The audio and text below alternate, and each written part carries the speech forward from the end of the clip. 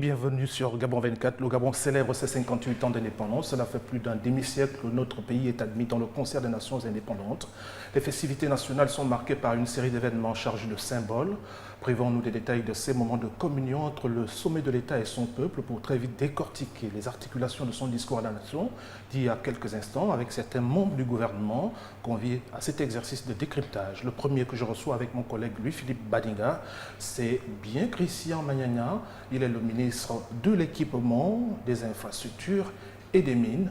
Monsieur Magnagna, bonsoir. Bonsoir. Surtout bonne fête de l'indépendance. Merci. Merci encore pour votre disponibilité jamais démentie à l'égard de nos programmes. Bon, Louis-Philippe, bonsoir. Bonsoir, Ismaël. Alors, qu'est-ce que ça représente, ces 58 ans d'indépendance de notre pays, pour Magnagna devenu si grand, qui est né 1 an et 2 semaines après l'indépendance de notre pays? Mais c'est d'abord une date anniversaire, c'est le 58e anniversaire de notre pays, et comme vous le dites, je suis né quelques temps juste après. C'est d'abord un instant de joie, un anniversaire ça se fête, et nous l'avons bien lu dans le discours du chef de l'État. Un jour de fierté nationale, un jour où chaque Gabonais, pour le Gabon tout entier, gagne à tirer un bilan, savoir évidemment d'où nous venons et où nous allons. Et c'est 58 ans, mais c'est l'âge où il faut accélérer. Il faut changer de vitesse, il faut aller beaucoup plus vite qu'on a été, en regardant les retards observés sur certains pans de notre développement et accepter d'aller dans le sens de la mesure, dans le sens de la réforme qui peuvent nous aider évidemment à accélérer l'atteinte des objectifs que nous nous assignons pour notre pays, pour les Gabonaises et les Gabonais, pour notre développement économique, notre bonheur. Je veux dire, le chef de l'État a mis l'accent sur l'emploi, on y reviendra, sur le bonheur, sur l'égalité des chances. Ce sont des thématiques sur lesquelles nous allons désormais œuvrer, puisqu'il a fixé le cap ce soir. Alors, 58 ans d'indépendance, c'est plus que l'âge de la maturité. Le président vient donc de se consacrer au rituel du discours à la nation de chaque veille d'indépendance. On va se passer de la subjectivité des analyses sémantiques pour se demander si le président de la République est dans la continuité du discours de 2017, à cette même période, où avez-vous ressenti une rupture avec celui-ci dans ses éléments de langage? Je pense que c'est un discours de rupture. Un discours de rupture, un discours concret, un discours réaliste et pragmatique. Il fait le bilan d'où nous venons. Il m'a mis en place évidemment un plan d'action depuis 2018. Il a dressé ce bilan lui-même et il nous projette sur un avenir qu'il n'entend pas réaliser dans 5 ans, ni dans 3 ans. C'est vraiment une projection sur les 6 prochains mois. Donc, un développement que le chef de l'État, un discours que le chef de l'État a livré aux Gabonais, avec un discours empreint d'amour, puisqu'il a rappelé à chaque Gabonais de l'amour de la patrie, donc le patriotisme. Il a attiré également l'attention, j'avais mis en garde certains sur un nationalisme pervers qui seront évidemment de servir nos intérêts. Il a cité en cela évidemment Feu Léon Mba, Feu Omar Bongo Ndimba. Je pense qu'en fait c'est un discours qui colle véritablement aux attentes des Gabonaises et des Gabonais, qui soutiennent l'action du chef de l'État, qui demande à comprendre évidemment où nous allons, et il a clairement indiqué l'objectif ici de son action, c'est la satisfaction des Gabonaises et des Gabonais, qu'il s'agisse du plan évidemment de l'éducation, de la formation, de l'emploi, de la santé. Il a dit un certain nombre d'indications dans ce discours dans lesquelles évidemment nous nous retrouverons, et je crois que ça correspond pleinement aux attentes de ce que les Gabonais attendent de ce discours. Louis-Philippe Badinga. Oui, monsieur Magnagna, vous venez de le relever, parmi justement un certain nombre de faits que le président a fustigés, il y a la tentation nationaliste. Est-ce que vous-même, est-ce que vous avez déjà ressenti à travers le Gabon cette tentation nationaliste et qui peut être dangereuse? Le chef de l'État a illustré cette tentation nationaliste puisqu'il a ramené au niveau provincial, il a même dit le risque évidemment qu'elle ne vire ou ne tire évidemment sur des tentations donc, de repli identitaire, de repli ethnique. Moi je crois qu'en fait nous vivons tous ce Gabon que nous aimons tous, ce Gabon que nous souhaitons plus accueillant, que nous souhaitons beaucoup plus prospère, ce Gabon que nous soyons plus productifs en nous aidant donc de l'expérience professionnelle d'autres nations fortes qui elles aussi évidemment sont passées par ces phases de développement. Je crois que le discours du chef de l'État qui nous interpelle tous, oui, j'ai ressenti, je l'ai vécu, je suis moi-même un acteur politique, donc je rencontre des personnes qui sont tentées de nous emmener sur ce terrain qui est un terrain dangereux, qui est un terrain évidemment qui ne profite pas du tout à l'unité, mais bien au contraire, qui retarde même les phases de développement tels que nous les entendons, parce que le développement économique, ça passe par des transferts de compétences, ça passe par le soutien des autres nations qui viennent nous prêter main forte, à l'exemple de ce qui se fait dans le bois, à l'exemple de ce qui se fait dans les mines, à l'exemple de ce qui se fait même dans la fonction publique. On a eu la chance de lancer, je veux dire, que notre fonction publique avec des concours extérieurs, ça s'appelle des assistances techniques. On a également, je veux dire, des nations proches de nous, je veux dire, qui nous apportent moins fort dans le bois, dans la forêt. Je veux dire, il faut, les Gabonais, ce sont des opportunités d'apprendre, je crois, il faut mettre l'accent dessus, pour dire que le nationalisme est à bannir dans ce pays. Patriotisme, oui, nous devons aimer notre patrie, nous devons faire en sorte que notre pays, le Gabon, qui est un pays fort, qui est un pays évidemment qui renferme un peuple fort et généreux, est un pays qui gagne à prospérer en tenant compte également de ce que l'étranger nous apporte, l'autre habitant du monde nous apporte pour nous aider évidemment à nous élever. Oui, l'idée ici étant de construire une société inclusive au lieu d'une société exclusive. Comment ça peut se pratiquer au quotidien à l'ère de la mondialisation? Ça ne se pratique que par l'émulation. Ça ne se pratique en puisant l'exemple chez l'autre. Tous les autres ne sont pas des exemples. Mais l'objectif ici pour chaque Gabonaise et Gabonais, c'est de tirer exemple sur ce qui marche le mieux chez l'autre. Et je pense que cet exercice à puiser dans l'exemple, et surtout à travailler sur nous-mêmes, à travailler pour notre développement commun, est un exercice qui progressivement, évidemment, nous conduira à l'unité, nous conduira à mieux accepter l'autre, nous conduira à avoir un positionnement dans ce Gabon qui profite à tous les partis qui y vivent. Oui, dans son discours, le président a parlé également d'opportunités et le secteur, notamment minier, que vous dirigez, est un secteur d'opportunités et parfois on a entendu des gens pointer un certain nombre d'entreprises. Telle ou telle entreprise pille les richesses du pays, telle autre entreprise ne construit rien où elle est allée exploiter. Justement, est-ce que ce discours-là, j'ai envie de dire, s'insère dans la dynamique en fait, qui est celle du Gabon de pouvoir booster son économie? Le chef de l'État a eu un discours prospectif, très prospectif. Il a parlé de l'économie, mais surtout, il a dit qu'il a marqué à travers le bilan qu'il a dressé des décisions qu'il a prises donc, depuis le début de l'année, il a fait montre donc des résultats. Ça veut dire qu'à chaque fois que nous prendrons des décisions fortes pour le développement de notre pays, qu'il s'agisse des mines ou d'autres secteurs de l'économie, mais ça génère de l'emploi. Aujourd'hui, depuis le début de l'année, derrière, nous l'avons tous entendu ici, derrière les chiffres présentés par la CNSS, en termes évidemment de nouveaux emplois, près de 5 000 emplois ont été créés juste par les initiatives que le chef de l'État a prises en tout début d'année. Donc en fait, chaque décision porte des fruits. Chaque décision du président de la République, sur le plan économique, porte des fruits. Qu'il s'agisse des mines, qu'il s'agisse de la forêt, qu'il s'agisse de l'ensemble des secteurs évidemment en développement, pourvu que derrière nous soyons sérieux, que nous ayons une bonne formation, que nous soyons capables évidemment de nous intégrer dans cette exigence internationale qui voudrait que le pays, pour devenir prospère, pour lever la croissance, nous devons être performants dans ce que nous faisons, nous devons aimer ce que nous faisons et nous devons accepter de nous former et d'associer les autres dans cette prospérité. Et on voit bien que la fréquence des mots ou des expressions utilisées par le président de la République lors de son adresse donne déjà une orientation, comme vous le dites si bien, Monsieur le ministre, du cap qu'il souhaite fixer pour la mise en place de sa politique. Alors, Monsieur le ministre, on a entendu donc dans ce discours du chef de l'État s'appesantir sur certaines ruptures. Il parle par exemple de partir d'une économie, passer d'un modèle de rente d'extraction à un modèle de production. Comment ça se fait le plus simplement possible? Mais ça se fait comme ça se fait maintenant. Le chef de l'État, dans son adresse, en effet, dans son discours, il a pris l'exemple de la zone économique de Coq, qui est une référence, qui est une réussite. Nous sommes partis avec une décision, le chef de l'État d'ailleurs, en 2010, qui a décidé donc de la suppression donc, de l'exportation des grumes, pour permettre donc sur place la transformation donc, de ce bois, et avec des avivés ou des contreplaqués, en tout cas pour permettre que l'économie, les emplois soient générés au Gabon plus que dans les pays où étaient exportés nos grumes. Il a pris cette décision.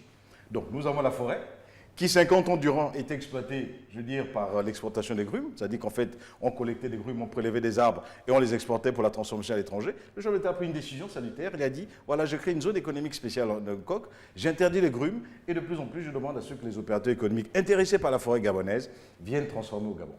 Et cela a une plus-value aujourd'hui, la C'est une création plus-value des économique. emplois. C'est une plus-value économique parce que la zone économique spéciale participe également à la relance de l'économie gabonaise, à la croissance tant souhaitée par tous les Gabonais et surtout génère des emplois. C'est la même chose sur les mines. Les mines, le plan stratégique Gabon émergent consacre qu'en 2025, 35% de la production gabonaise devrait être transformée au Gabon. Évidemment, on a pris un peu de retard parce que, bon, aujourd'hui, à ce jour, nous en sommes à pas loin de 5% évidemment de transformer localement. Mais voilà, 5% génèrent de l'emploi qualifié, de l'emploi technique, de l'emploi qui génère donc non seulement des salaires et des revenus, mais de l'emploi qui permet aux Gabonais de s'intégrer, de créer cette classe moyenne qui participe bien sûr au développement de notre pays. Oui, justement, passer d'un modèle de rente à un modèle de production, cela est valable pour l'État, mais aussi valable pour, on va dire, les populations. Dans les secteurs que vous dirigez, justement, est-ce que l'on peut constater qu'il y a, par exemple, des jeunes qui ont eu accès à l'auto-emploi à travers, par exemple, le secteur minier, en créant des entreprises dans le secteur minier, dans les BTP, ainsi de Quand suite. le chef de l'État dresse un bilan de 5 000, à peu près des 6 000 emplois créés en 2018 depuis 6 mois, ce bilan intègre tous les secteurs économiques, y compris la mine. Ce qui est important, c'est qu'il y a des ingénieurs, il y a de l'auto-emploi, il y a de la formation professionnelle. Nous avons un projet fort qui se met en œuvre et grâce au chef de l'État, président Abdi, qui a mis en place donc, le projet qui s'appelle trivialement AVIC, qui est la construction donc, des centres de formation professionnelle, 5 centres de formation professionnelle pour permettre aux Gabonaises et aux Gabonais de se former à l'auto-emploi, je dis de se former aux besoins de l'entreprise, de sortir de cette attente, l'attente évidemment de cette rente pétrolière qui n'est pas durable, mais plutôt que de se mettre évidemment dans une économie qui bouge, qui se vit, dans d'autres secteurs que le pétrole, là où on génère évidemment des marges de progression beaucoup plus fortes qu'elles ne sont encore dans le cas du pétrole. Je suis en train de dire que l'invite du chef de l'État qu'il fait dans ce discours est une invite qui s'adresse donc à tous les Gabonais et Gabonaises pour dire formez-vous. Saisissez toutes les opportunités que vous apportent en termes de transformation de la société économique de notre pays. On est parti du pétrole, tout le monde vivait évidemment dans le fonctionnariat, des fonctionnaires que lui-même a stigmatisés parce que pour beaucoup, on percevait un salaire, mais on ne venait pas au travail parce qu'on estimait que le pétrole seul suffisait à payer les salaires de tous les Gabonais. Non, c'est une erreur, parce que le risque, c'est la dérive budgétaire. Le risque, c'est qu'on n'arrive plus à payer les salaires de tout le monde. Le risque, c'est qu'on n'arrive plus à payer la santé. Le risque, c'est qu'on n'arrive plus à payer les infrastructures nécessaires pour le développement de l'intérieur du pays. Il a dit non, l'objectif ici, c'est de redresser les finances publiques. Et c'est la décision qu'il a prise donc, depuis le mois de juin. Et les résultats vont se faire sentir. C'est vrai, ceux-là qui hier étaient oisifs, ceux-là qui hier avaient des salaires indus, puisqu'ils ne travaillaient pas, parce qu'au niveau de la fonction publique, le principe c'est le service fait, mais ceux-là vont progressivement se recycler dans les centres de formation que le chef de l'État est en train de construire pour tous les Gabonais, afin de prétendre à un emploi durable, productif, plus valorisant que l'oisiveté, évidemment, dans la fonction publique. En tout cas, nous sommes dans un processus qui vise la fierté des Gabonais, qui vise le positionnement de chaque Gabonais sur la chaîne des valeurs, telle que le chef de l'État, évidemment, l'a décrété et telle qu'elle est en train de se mettre en œuvre. Dans son adresse à la nation, on mesure cette exigence d'efficacité qui implique aussi des sacrifices. Ils doivent se consentir à quel niveau? D'abord chez vous, les membres du gouvernement, ou alors avec le bas peuple, y compris. L'efficacité, il a donné l'exemple lui-même. Il a dit, le chef de l'État, il a dit, au niveau de la présidence de la République, il a pris un certain nombre de mesures pour aller dans l'efficacité de la dépense publique. Mais bien sûr qu'elle s'applique également, ce principe d'efficacité, cette exigence d'efficacité, s'applique également auprès des membres du gouvernement, de tous les membres du gouvernement. Cette exigence d'efficacité s'applique à tous les Gabonais, toutes les Gabonaises et Gabonais, pour une raison tout à fait simple. C'est que chaque jour, gagnons à optimiser l'usage que nous faisons évidemment de nos heures de travail, des dépenses que nous faisons courir à l'État, parce que l'objectif ici, c'est la solidarité nationale, c'est le développement social de nos populations, c'est le bonheur de tous les Gabonais. Et en cela, dans cette œuvre, chacun est utile et on demande à chacun d'être beaucoup plus exigeant, d'être beaucoup plus efficace par rapport à la satisfaction, par rapport à l'objectif visé ici, qui est la satisfaction donc, de tous les Gabonais. Oui, justement, le président de la République a insisté également sur la fin des gaspillages et on a ressenti un peu comme un regret chez lui, comme s'il y avait des sommes qui avaient été investies sur beaucoup de Gabonais, que ce soit en termes de revalorisation de salaire ou de bourse des étudiants, au détriment peut-être de la construction d'un certain nombre de chaînons manquants de routes. Non, le nouveau système de rémunération que le chef de l'État a rappelé dans son adresse est un système qui visait la valorisation donc, des fonctionnaires travailleurs. donc des bons fonctionnaires. Le nouveau système de rémunération visait de porter les Gabonaises et les Gabonais travaillant dans la fonction publique au même niveau de revenus que ceux qui sont dans le privé. Encore que, bon, je dis, on ne peut pas atteindre les mêmes niveaux. Mais bon, c'était l'ambition. Et cette ambition demeure. Simplement, le nouveau système de rémunération, il ne faut pas qu'il échoue, il ne faut pas qu'il profite aux fonctionnaires qui ne travaillent pas, oisifs, qui profitent, eux, et il a cité évidemment quelques cas, qui profitent donc de l'augmentation donc, du salaire, donc de la générosité du chef de l'État, qui a voulu prendre en compte les attentes manifestées par l'ensemble des partenaires sociaux pour dire, écoutez, nous avons besoin de mieux aligner évidemment nos rendements. Il a cédé à cela, mais en même temps, derrière, il attend de l'efficacité. Il exige que chaque travailleur travaille bien ses 8 heures par jour, qui commence à 7h30 pour terminer à 15h30, parce que la fonction publique est également un moteur de croissance, un moteur de développement, pourvu que chacun, évidemment, au niveau de la fonction publique, pas que ça demeure juste un refuge pour les oisifs et les paresseux, la fonction publique, elle doit jouer son rôle, évidemment, d'accompagnement de l'économie nationale, de la croissance et de tout ce que nous attendons de bon pour le développement donc, de chaque Gabonais et chaque Gabonais. Et ce qu'on entend souvent dans l'opinion publique, c'est que lorsqu'on parle de gaspillage, lorsque le président de la République fait allusion au gaspillage des ressources de l'État, ce n'est pas souvent avec le petit fonctionnaire, c'est avec plutôt la haute administration. Ce n'est pas la haute administration seulement. Le gaspillage au sens où le chef de l'État le dit, c'est le gaspillage qui s'aligne sur tout le monde. La fonction publique, bien sûr, elle est consommatrice de crédit. Ces crédits, le chef de l'État l'a dit, il l'a encore illustré, lutter contre les gaspillages pour mieux orienter les crédits de l'État, les crédits budgétaires, vers des secteurs productifs qui visent la santé, la réalisation des infrastructures. Il tire pas le bilan qu'il fait, il le fait en connaissance de cause. C'est le chef de l'État, il a toutes les informations sur l'ensemble évidemment du pays, il sait de quoi il parle. Moi, je ne suis pas censé de quoi je parle, mais de ce que j'ai compris ici, le chef de l'État souhaite que tous les Gabonais, que nous fassions meilleur usage du disponible budgétaire, évidemment, enfin la disponibilité budgétaire mise en place chaque année donc, par le pays, que cette disponibilité budgétaire vise plus l'efficacité.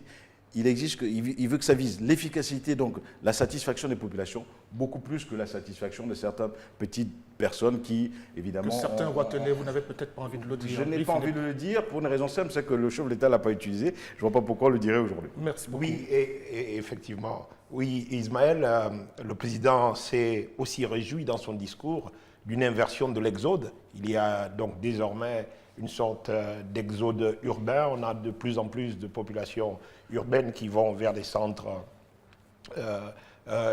urbains de l'intérieur du pays. Pourtant, monsieur le ministre, il faudra bien que les routes soient, j'ai envie de dire, bien construites, les chaînons manquants soient comblés pour pouvoir y parvenir. Le développement prôné par le chef de l'État est bien sûr, pour développer l'intérieur, nous avons des infrastructures, des routes pour y accéder.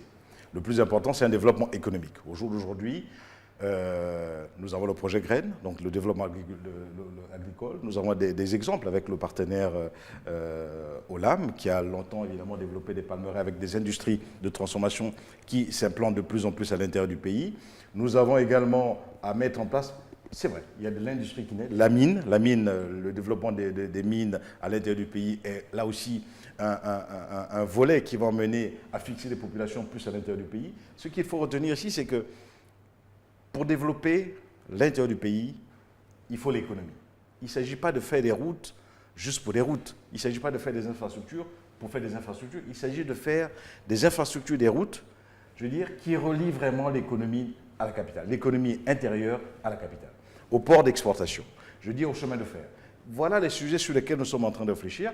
Pas réfléchir, de toute façon c'est conçu, le chef de l'État donne des instructions claires là-dessus. Nous sommes en train de travailler, mais il faut rappeler que nous sortons d'une crise, 2013. Le chef de l'État a relevé évidemment le fait que les partenaires économiques et financiers qui nous accompagnent se réjouissent du comportement responsable devant la finance publique, évidemment, qui est celui du Gabon, à comparer à d'autres pays qui n'ont pas cette note. Nous sommes en train de nous relever progressivement. Ce relèvement va nous permettre, à moyen terme, très rapidement, peut-être pas dans 6 mois comme le chef de l'État l'exige, mais peut-être qu'à partir de 2019, la construction, donc la mise en œuvre d'un plan de construction des infrastructures nécessaires qui vont permettre aux Gabonais de repartir peut-être à l'intérieur des terres ou ceux de l'intérieur des terres à revenir beaucoup plus régulièrement à Libreville comme à Port-Gentil, où là où l'activité économique, évidemment, elle est agissante. Et bien sûr, cette harmonie, cet équilibre, nous le souhaitons tous et nous y travaillons. Oui, la route du développement passe par le développement de la route, vous le savez très bien, et vous avez fait dans l'une de vos interventions, fait le constat selon lequel notre réseau routier national a plus de 40 ans de vie, donc il est arrivé en fin de cycle. Quels sont les efforts qui sont entrepris à ce jour pour réhabiliter ces réseaux routiers nationaux? Les efforts, c'est dans l'efficacité exigée par le chef de l'État, à savoir revenir sur l'entretien routier. Lui-même, il l'a dit plusieurs fois, il ne l'a peut-être pas dit ce soir, mais l'objectif, c'est de revenir sur des fondamentaux. C'est vrai que l'accent a été mis sur la construction des routes, c'est vrai que l'accent a été mis sur la construction des infrastructures, l'accent a été mis sur la valorisation donc, des secteurs économiques et des plateformes, un peu, je prenais l'exemple de la zone économique de Nkok. Maintenant, il faut revenir sur l'entretien de ce que nous avons. La route en terre, la route bitumée, il faut la préserver, c'est vrai que c'est un schéma sur lequel nous travaillons. Et là encore, il faudra déployer toute l'efficacité évidemment nécessaire pour nous permettre de rationaliser ces dépenses et obtenir sur une programmation à arrêter qui durera peut-être 1, 2 ans. Évidemment, mettre en place un plan qui permettra donc de résorber l'ensemble des gènes occasionnés ou observés sur l'ensemble du réseau routier. Oui, le président de la République, dans son discours, a parlé également d'innovation dans le secteur principalement de la mine. Est-ce qu'il y a aujourd'hui des pistes d'innovation pour pouvoir faire de ce secteur un des secteurs porteurs de l'économie gabonaise? Les innovations dans le secteur minier sont connues. Je vous ai dit tantôt l'instruction du chef de l'État consignée dans le plan stratégique Gabon émergent, qui est celle de transformer, de procéder à la transformation de 25-35% de la production locale. C'est déjà visible. C'est déjà visible. C'est déjà visible au niveau de Moanda, où nous produisons donc du manganèse métal. Mais comme cette transformation, cette exigence, elle se traduit également sur le plan agricole. Olam transforme également aujourd'hui les produits issus donc, de ces palmeraies. Je pense que le processus de transformation est un processus qui non seulement appelle donc de l'innovation, de la technicité, incite à des transferts de compétences. L'objectif ici, c'est de générer de l'emploi pour tout le monde, des emplois évidemment de haute, des emplois qualifiants, valorisants, à l'adresse évidemment à l'ensemble des jeunes gabonaises et gabonaises qui se présentent chaque jour sur le marché de l'emploi. Oui, le chef de l'État, pour cette interjection le 17 août 2017, oui, être indépendant, je le répète, c'est avancer à notre manière, à notre rythme, sans pour autant répondre aux canons fixés par des arbitres des élégances démocratiques ou économiques. C'était un message qui invitait chaque citoyen à l'époque à se débarrasser des complexes. Comment un tel message est-il perçu aujourd'hui? C'est un message profond. Voilà. C'est un message qui s'adresse à chacun de nous-mêmes. Voilà. C'est une remise en cause profonde. Le Gabon, il est un. Nous sommes un Gabon comme d'autres pays. Les Gabonais, ils ont à assumer leur marche de développement.